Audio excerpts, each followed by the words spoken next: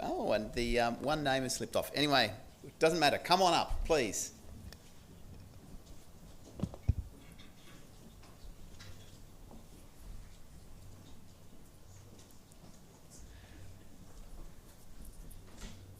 So if you just want to take a chair.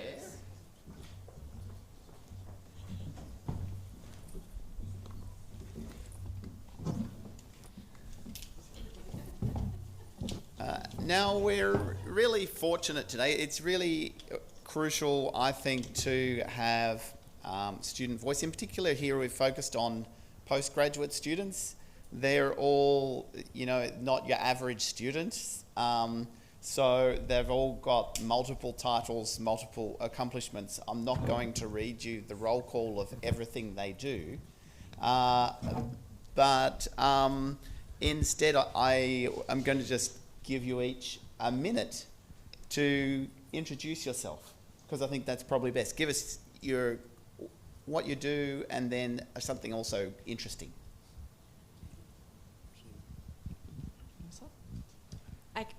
I'll start. So my name's Magdalena. I'm not on that thing, but that's fine.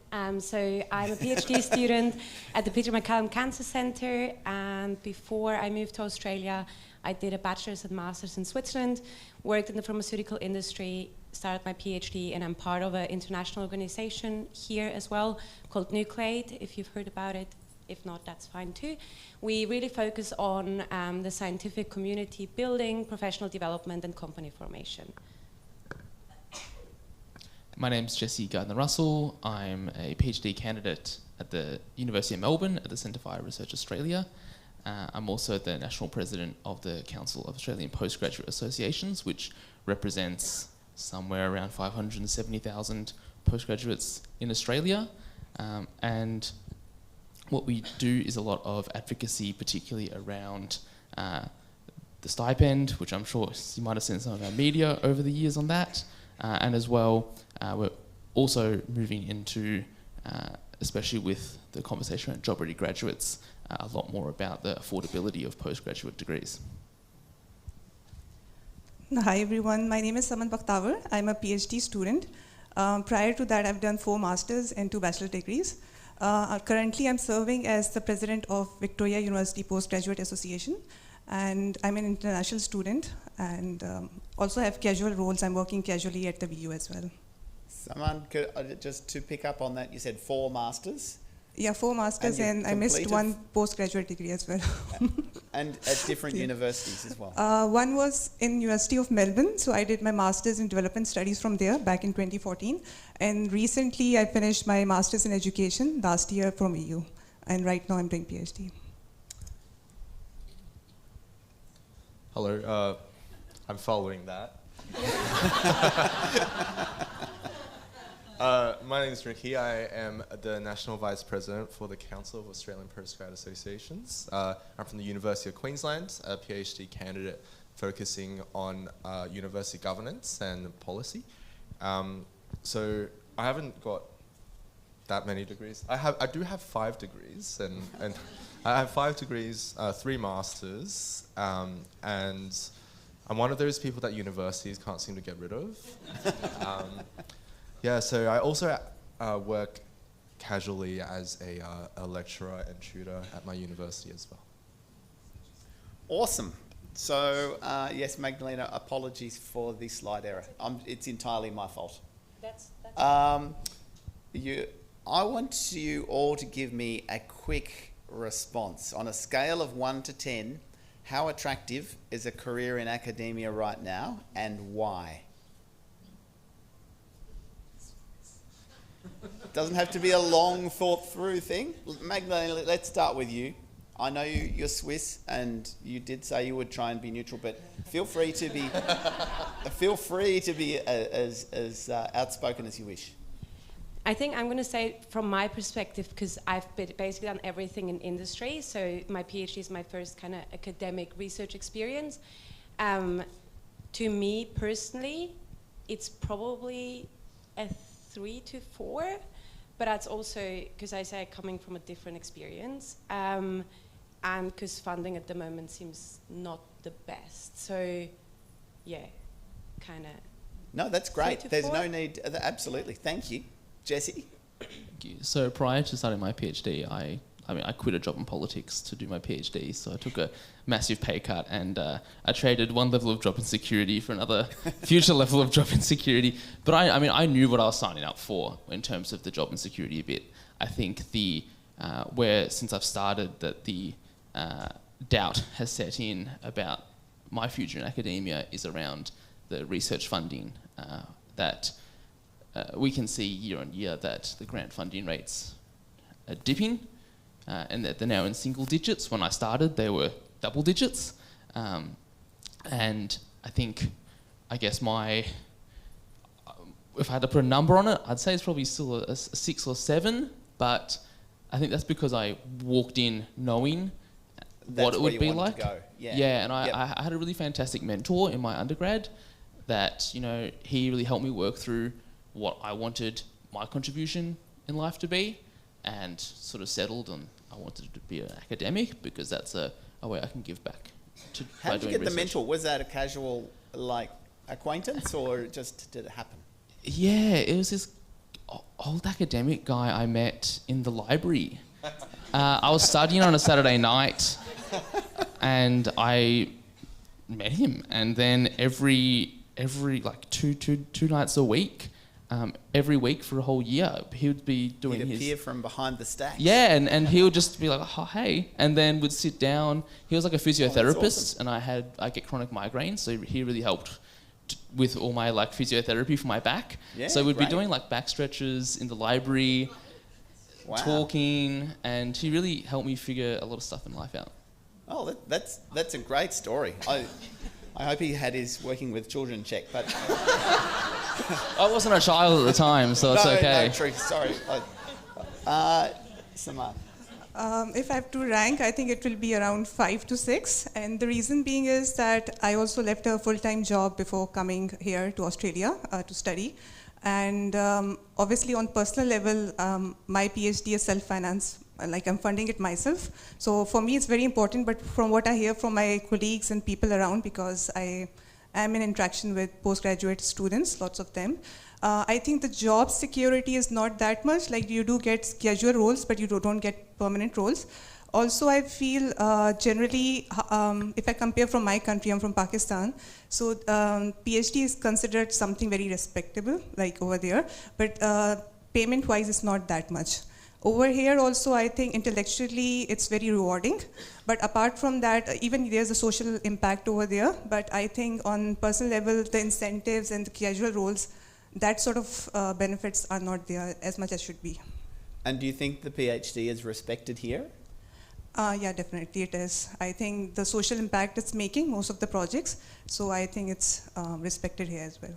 Yeah. Great. Thank you. Probably 3 to 4 as well. I think that, like Jesse, I kind of left being a teacher to start my PhD journey, and then I was really, really keen to work in the university sector, and then I got in, and the first few months of getting a PhD scholarship was amazing because everyone's congratulating you, being like, oh, you're a PhD candidate. Now I just want them to forget about it because they keep asking me about. Haven't you finished yet? Yeah, I think we had this conversation at dinner last night. When are you going to finish?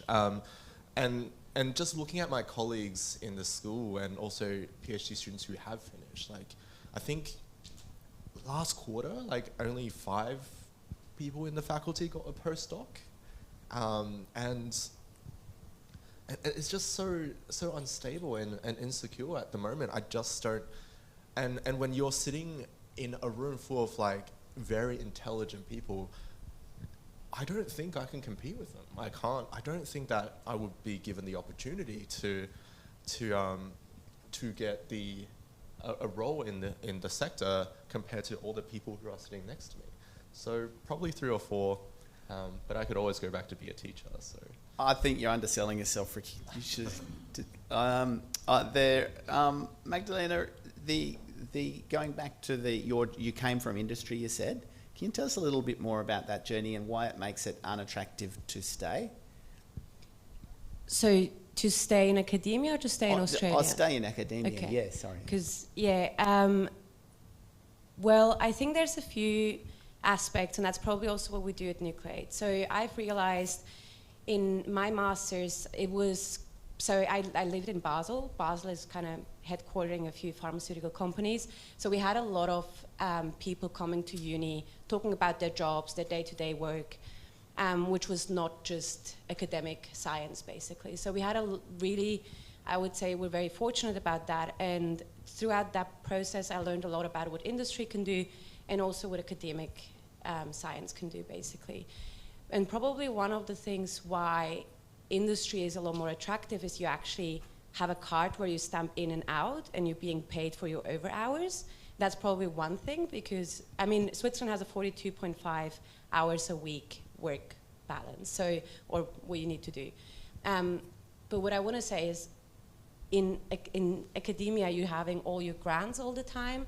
You work all these over hours, and none of it is actually paid. You have a job security in most industries, I would say, and maybe it's a bit different in Australia because the industry here is a lot different. But in that perspective, I don't really, see how and why someone should sometimes stay after their PhDs in academia. I'm working in the cancer field, so when we look at all the people who are not getting grants, they're postdocs years and years after their PhDs, 8% are getting grants last year. I'm looking at them and they're the brightest people I know and they're not getting money. So what is my motivation to stay in that field and kind of really keep battling for it? That's probably the one reason, or the main reason. Because there's a big financial insecurity.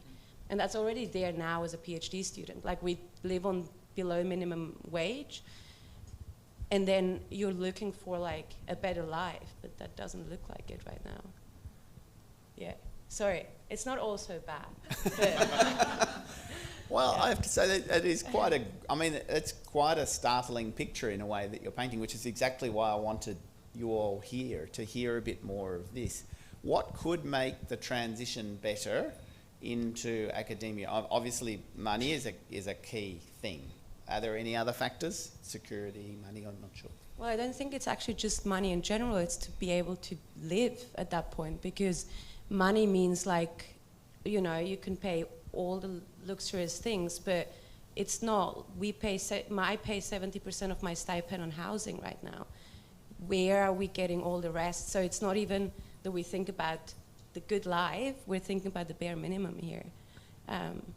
But obviously security as well. And yeah, I'm gonna let the other guys Jesse, speak. is that something that's come up again and again with members from CAPA? About the stipend? Yeah. I mean, open door. Our organisation was founded over 40 years ago on the basis of lifting the stipend. So clearly we're not doing a very good job of getting that done. Well, you have transformed advocacy in the past, 12 months, to be fair to where you have come. So that it's quite an achievement. You've been far too kind. It's a tough sell with the government over the stipend. We've tried doing some modelling on research productivity. We've tried trying to change the narrative over who PhD candidates are and what we're doing.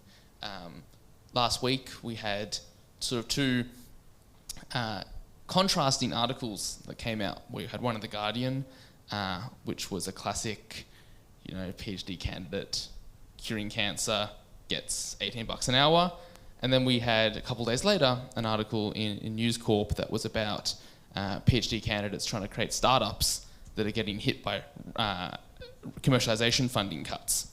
And our goal here is that we're trying to shift the narrative about who we are and what we're actually trying to do and what benefit we're trying to give to society. Because I remember when I started my PhD, I was back in my hometown from regional Victoria, and I was playing some tennis, and I ran into my old humanities teacher. And when he asked what I was doing, I said, I'm doing my PhD. And the first thing he said was, oh, so you're a professional student now. He was my humanities teacher. You'd think that he'd have a bit more appreciation of someone that's also trying to give back to education and knowledge in the country. But his first reaction was that I'm a professional student. So if people, like my high school teacher, aren't respecting people doing a PhD, what does that say for a lot of the country that aren't in education and how they're viewing that? And so our goal to try and shift that is by changing the image of who we are and what we're trying to achieve, because I think that's the pathway for us to getting the government to lift the stipend, but it's a long road ahead. I don't know if any of you have seen, Frank Larkins did some modelling on the pipeline of HDR students coming through. Essentially, we've had a very stagnant, if not declining, number of postgraduate students enrolling overall.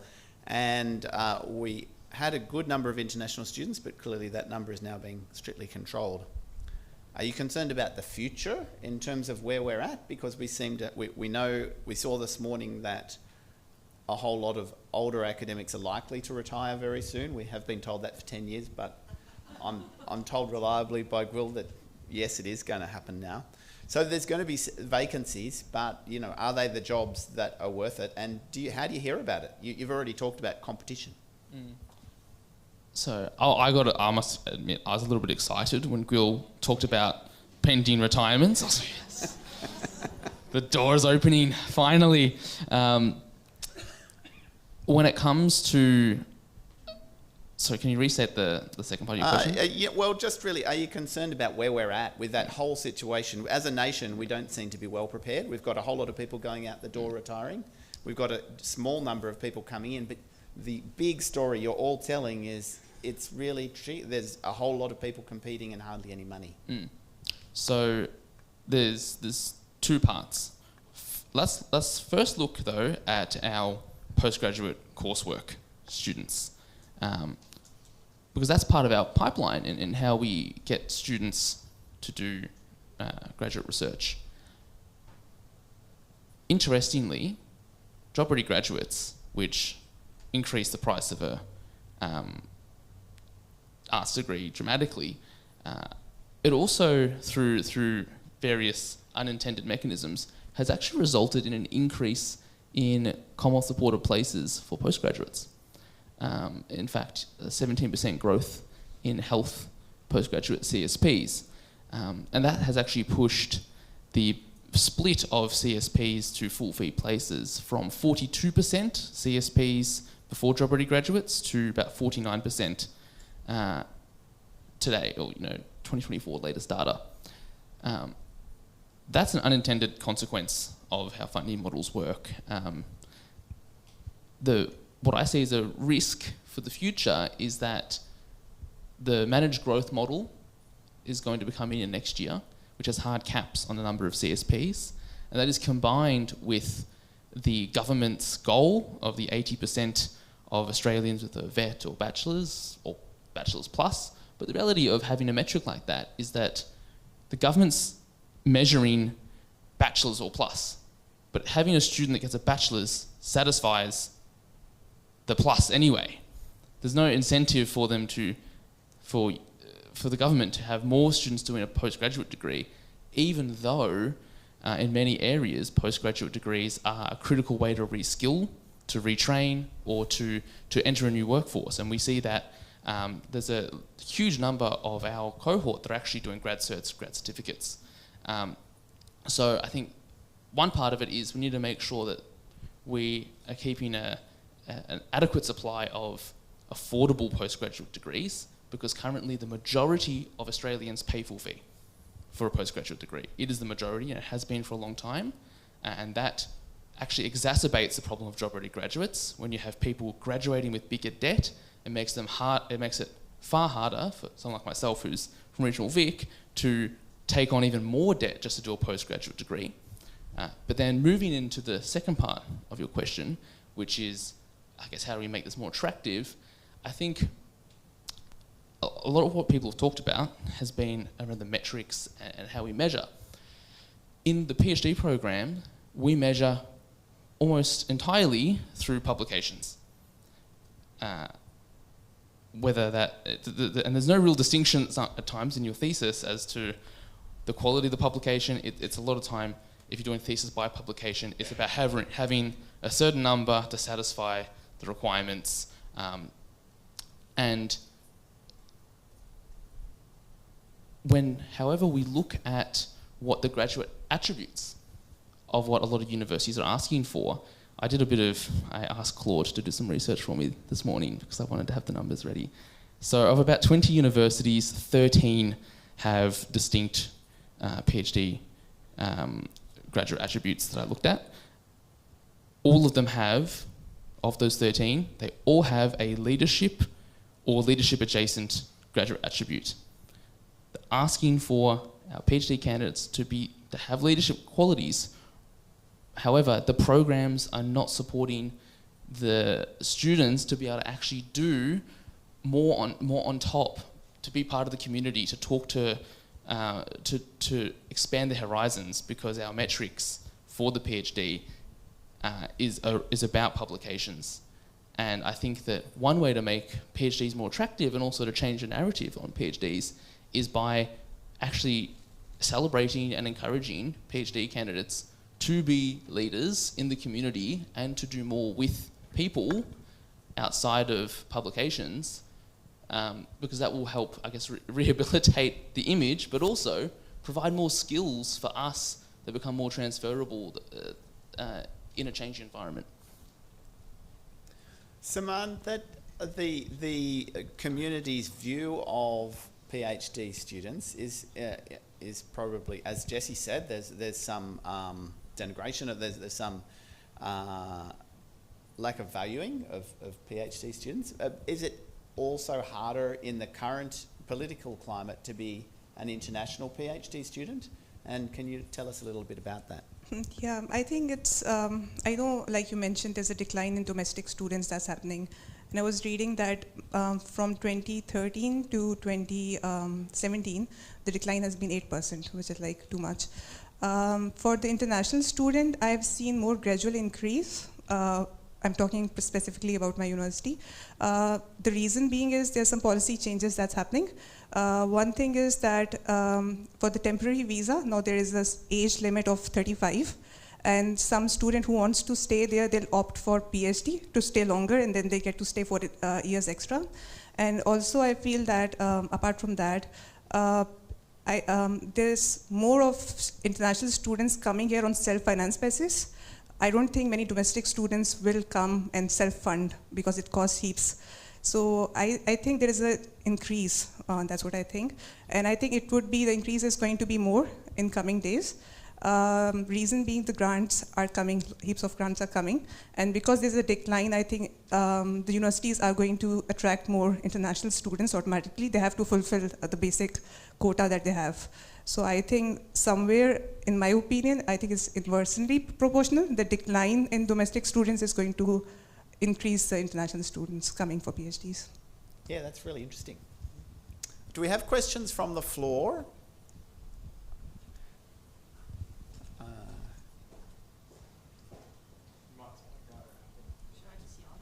Oh yes, that'd be great. So you mentioned, Jesse, about impact and the relevance of leadership and grants. What's the impact, you reckon, of the not getting enough funding to facilitate those capabilities? That's a fantastic question. So one of the challenges, or one of the big changes from the last 15 years across at least our side of being a student has been a lot of our representative bodies have been either shut down or merged into broader student organisations. And as a result of, I guess, the intersection of postgrads not having that much time because we're busy punching out papers, and as well the nature of student organisations that are predominantly undergraduate run is that we end up with a very small share of funding. And this means in terms of funding that we can actually use to create tailored programs to support our individual needs, it's severely reduced. And I think that as well, when it comes to when students want to step up to being a student leader, when the bodies and the structures are not in place for postgrads to get the support that we need to be a leader. And that can come in the form of having administrative staff to help us help us with bookkeeping, or to as well when we need to, if you have say 15 committees of the university that you need to be travelling around every week, someone to help prepare with you, someone to provide information and data to help you advocate as best you can.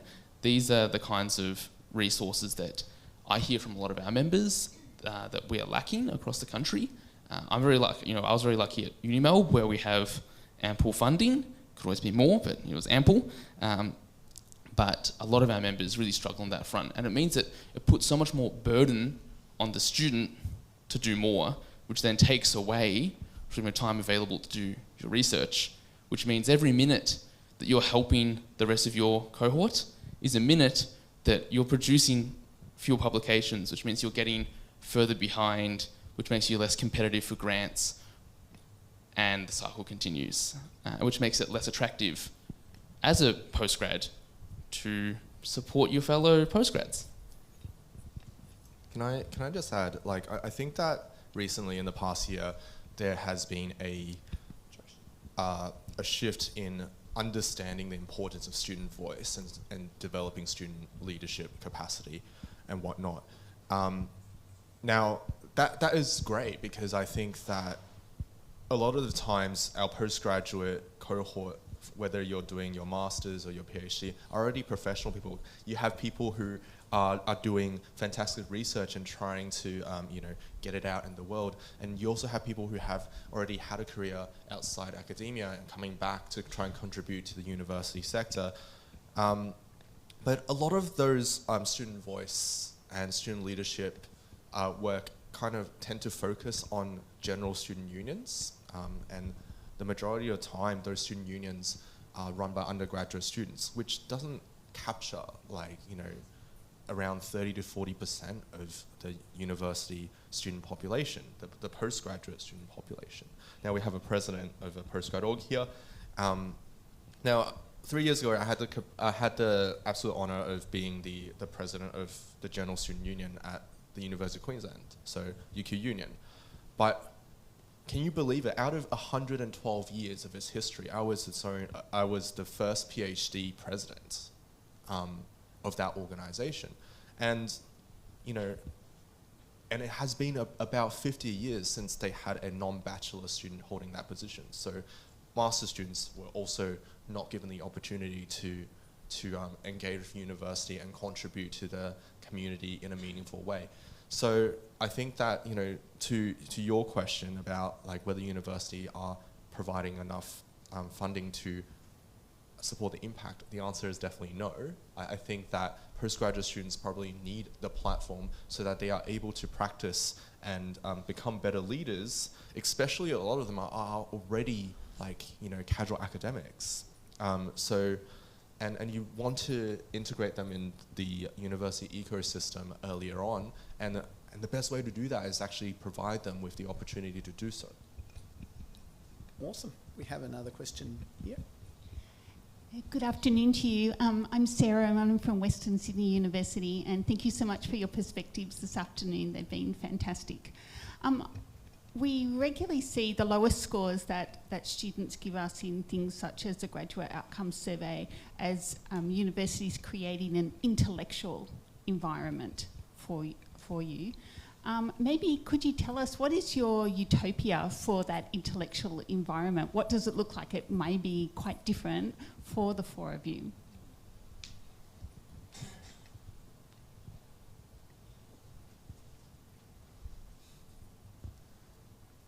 Who wants to start? I need to think. I can try take it. Probably the one word that comes into my mind as utopia would be support.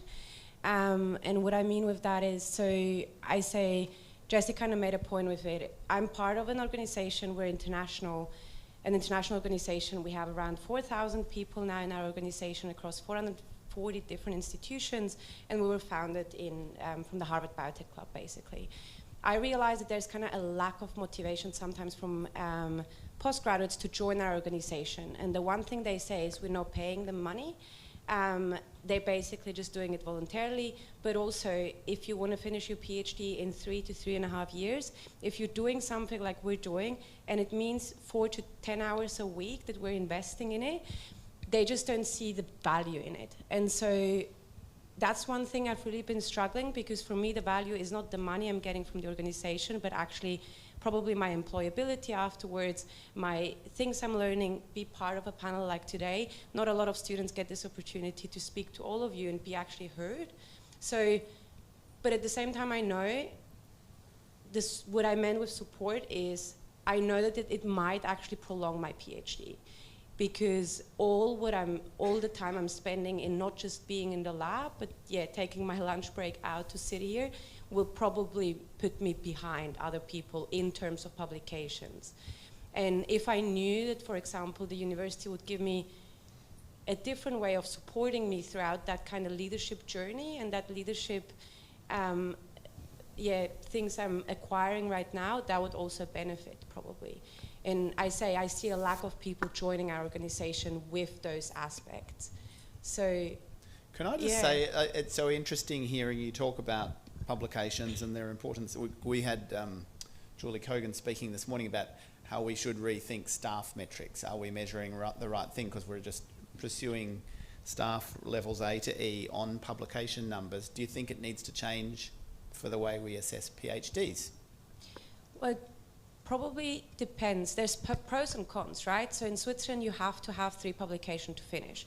What that means is most students will publish lower impact journals, 3 publications, and then they get through in like 4 to 4.5 years. Here, you don't have, in cancer, you don't have to have 3 publications to finish. Sometimes you don't even have to have any publications. University of Melbourne doesn't really ask you to have it if you want to finish. It's probably really depending on what you're doing. So, but at the same time, going very early in our conversation today, I know if I don't have publications, there's no academic career for me.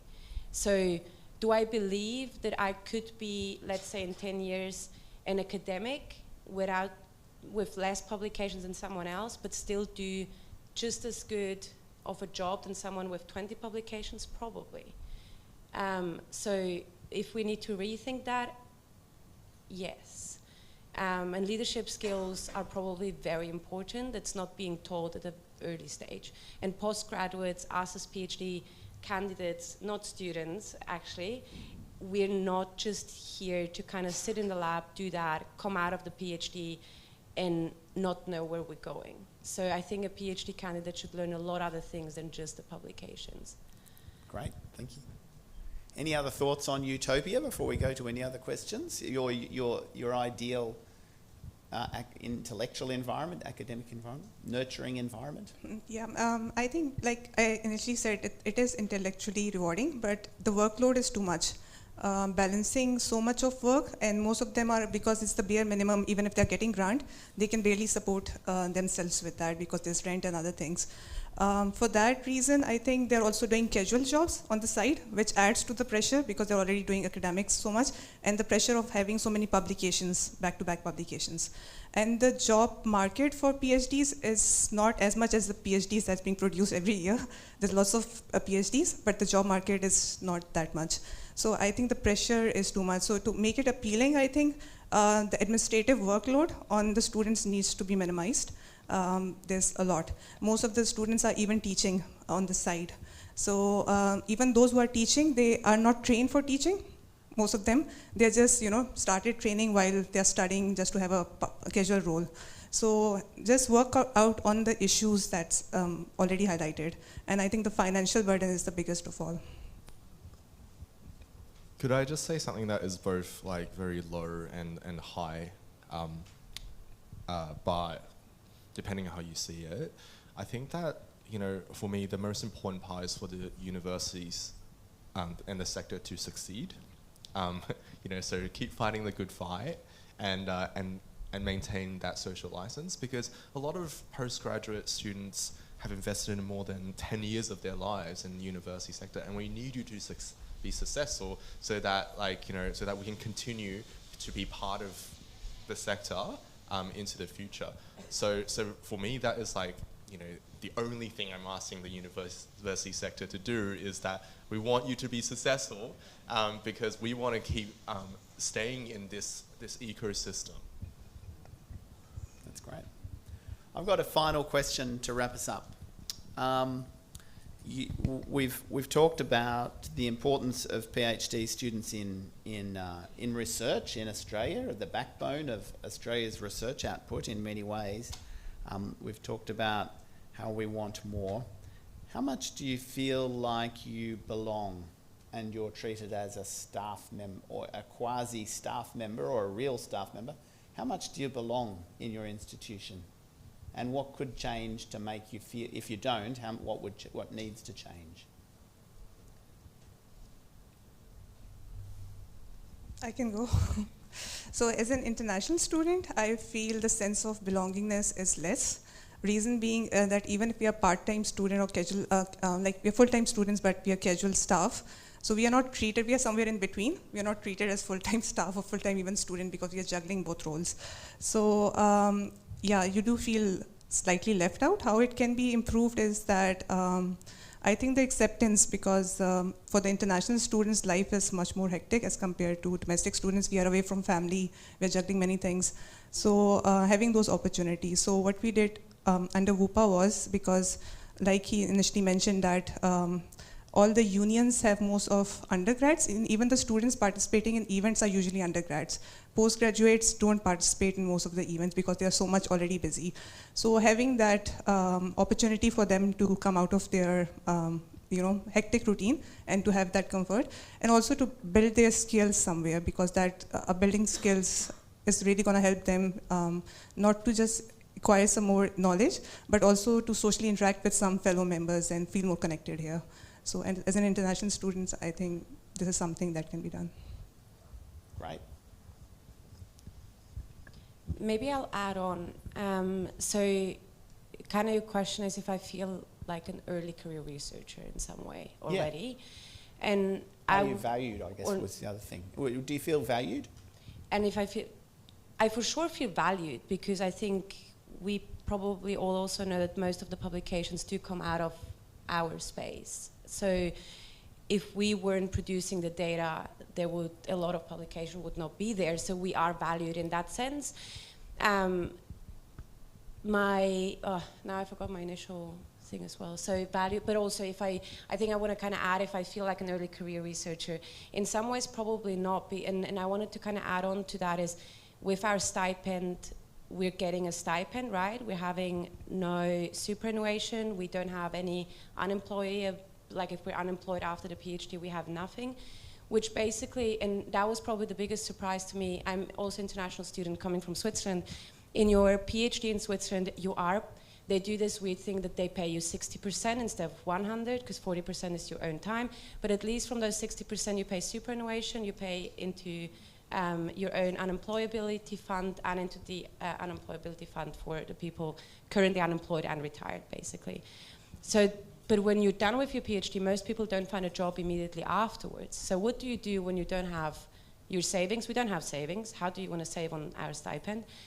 Then you come out of it, you have no money. What do you do afterwards? So if I was an early career researcher, I would feel like I had the kind of support in that sense that I know I'm going to be able a few months to be looking full-time for a job, because looking for a job is a full-time job. And the other thing I say, not having, for example, superannuation is pretty tough. Like you asked earlier why we're having a reduction in people wanting to pursue a PhD degree. Well, you can be 23, work in jobs which pay you 160,000 in Australia. Why would you want to go and do a PhD for 35 to 40,000 for the next 4 years with nothing on the side? And I think this is probably quite a big problem. So I feel valued as a person doing my work, for sure. Do I feel valued in the same way as another person at my age would be in the society? Probably not. Great, thank you. did you want to add anything more to wrap us up? Look, I think from my perspective, it's when I talk to a lot of PhD candidates, they feel valued in the sense, that's what Magdalena pointed out, where our research is very critical to the success of whether it's our lab group or our institutions, etc. But a lot of students feel that they're treated like a resource, that a lot of supervisors that are under funding constraints, which everyone understands, are treated like this sort of resource to be extracted at maximum value. Some supervisors don't really treat their candidates like human beings. They treat them like a machine to be in the lab, to be delivering experiments. Some labs have expectations on work hours that are, totally not fair on the students. And I mean, I've as a student representative, I've supported candidates through ranges of situations that are just would be totally unacceptable in any workplace. But because we're not an employee, we don't really have the same level of rights and the same capacity to resolve the issues. And what normally happens is that candidates will just drop out of the program because the bureaucratic layers of resolving the problem is just so great and so mentally taxing that they would just rather quit than to spend 6 to 8 to 12 months trying to go through all the bureaucracy to get it resolved. Right, well, on that... I have to say, I talked to you guys last week, and even today, your responses have been so insightful and honest, and I've found it incredibly rewarding. I hope everyone it tackles you at lunch and wants to talk more, because I really valued this session. So thank you so much, Magdalena, Jesse, Saman, and... If we want some positive news, despite, I did have a big publication, so, it's okay. I will graduate. Thanks very much, everybody. Now, lunchtime.